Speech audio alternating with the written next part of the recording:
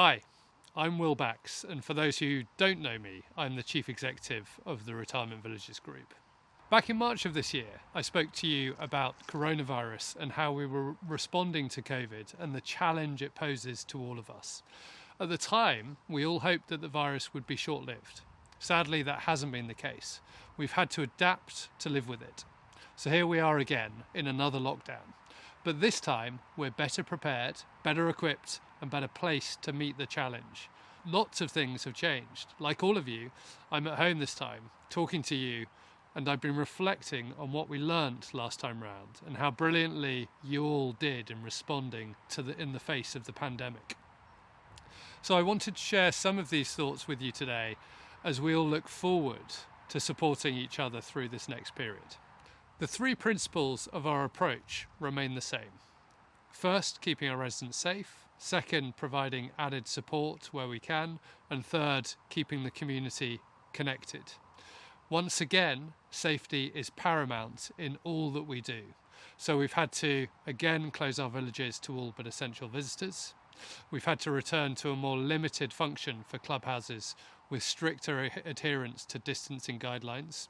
We're redoubling our cleaning regimes, particularly in common areas. And importantly, we continue with the raft of support initiatives we've started during the first lockdown. That includes our restaurants, takeaways and home delivery of cooked meals that were such a valued part, I know, of the last lockdown. It includes domestic cleaning and laundry services, which will be maintained and delivered safely. Where we have shops, they'll remain open with an increased range of goods to fulfill as many of your essential needs as we can. And we'll continue to help with the wider requirements relating to online shopping and food deliveries as we're able to. In terms of social well-being, we want our communities to remain sociable.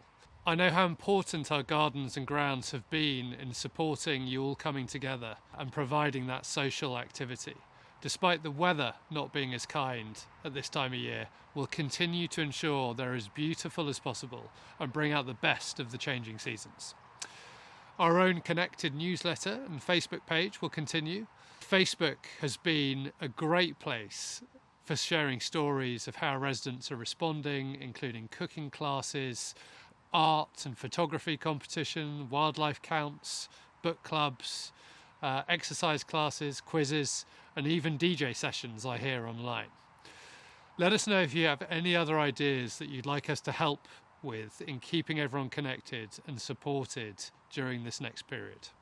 I want you to know that we're regularly reviewing our approach to ensure that we're reacting to the situation as it unfolds, but also ensuring we're doing everything we can to support effectively. One feature of the first lockdown was the number of letters I received saying what a great job our teams were doing in supporting all of you. We learnt a lot. We'll continue to do everything we can. But the real silver lining through all of this was how the villages came together and our communities came together to support one another, both within the residents but between residents and staff. It will be important that we continue that into autumn and through the winter ahead. Recent news suggests that we can be optimistic that we'll revert to normal during the course of next year. We're keeping our fingers crossed for that, but in the meantime, we'll do our utmost to keep you safe and supported. Please let us know if you have any ideas, questions or concerns. We're here to help. Stay safe and thank you.